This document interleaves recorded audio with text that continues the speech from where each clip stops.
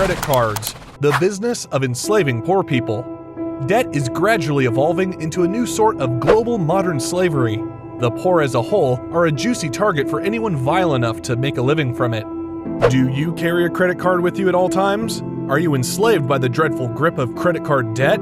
How do you plan to repay them? Do you have any idea how much more you'll have to pay? Credit cards allow you to make a purchase now while paying for it later. Sounds fascinating, right? But that's not the case because of the add-on fees and other conditions tied to the credit card you hold. The due payment is a much higher amount than the actual value of the thing you have purchased. With that being said, let me show you how the banking industry uses the poor as modern piggy banks. Before we start, make sure you smash that like button and hit the subscribe and notification button if you haven't already done so, as it means that YouTube sends you more of these kinds of videos and it helps our channel. So now let's get started. You enter a department shop, choose a pair of running shoes, proceed to the payment counter, flash your credit card, get the bill and receipt, and exit the store with your purchases. The entire procedure was simple and just took a few minutes. Nobody has to be concerned about whether your bank knows and trusts you to repay the money it spent for the shoes. You are not required to go to a bank and explain why you are borrowing money. Instead, you may use your credit card to pay for anything. Pay interest only on revolving credit, and pay off your balance whenever you choose. A credit card has transformed the way people purchase by providing them with easy access to purchasing.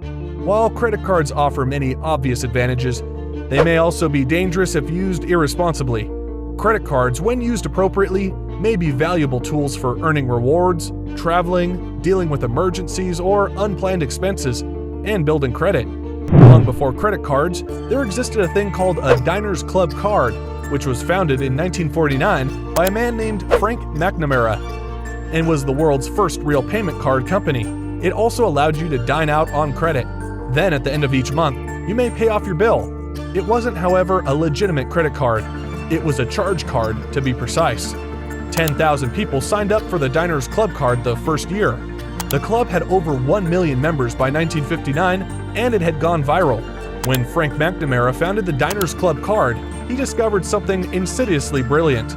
Charge cards, and eventually credit cards, tap into the fundamental core of human nature and greed. By paying with a credit card, you've moved from joy of purchasing to the agony of paying. It makes you feel as if you're getting something for free, even if you know that's not the truth. See, getting people into debt and turning them into debt slaves is one of the most effective ways to generate money. There's a reason why bankers have dominated some of history's most powerful dynasties, because all you have to do is hand someone money and a rate of interest. And that's it. You don't have to make and ship them a product. All you have to do is sit back and your debt slaves will labor for you to pay off the loan. Ideally, you'd like them to take out a massive loan, such as a mortgage on a house, and be stuck with it for the rest of their lives. Or you would want them to have outrageously high interest rates, so that even if they just had a small amount of debt, they will be trapped in a vicious loop for the rest of their lives, which would clearly trap poor people the easiest. And credit cards became the perfect vehicle. Hey, here's a quick reminder before we continue. Make sure you smash that like button and hit the subscribe and notification button if you haven't already done so, as it means that YouTube sends you more of these kinds of videos, and it helps our channel. Okay, let's get back to the video. By the 2000s, even in low-income households, credit card use had more than doubled.